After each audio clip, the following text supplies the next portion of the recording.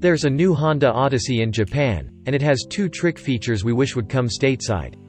First, there's a proximity sensor in the rear sliding door so you can walk right up them, hands full of babies or groceries, and open them with an elbow bump. It's basically one of those power tailgates that you can open with your foot, but for a sliding van door. Speaking for parents everywhere, why is this not a thing on every minivan already? To be clear, this feature is on the Japan domestic market Honda Odyssey, which is entirely different from the Honda Odyssey we get in the US. It has a smaller footprint to slide under certain brackets of Japan's size-based vehicle tax laws, and it's been available with a hybrid drivetrain. However, this gesture control power sliding door, as Honda calls it, is a simple technology that could easily be transferred across the Pacific. When the door senses that the key fob in your pocket is in close proximity, a serene blue light illuminates along the sliding door.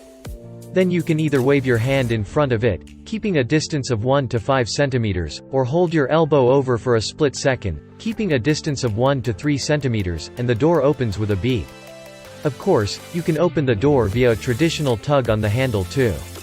Closing the door is just as simple as a wave in the other direction.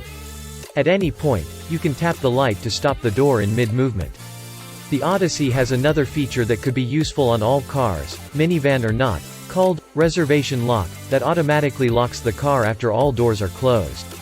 It's activated by pushing the proximity sensing lock, unlock button on the door handle or the key fob, even while the sliding doors or rear liftgate is open.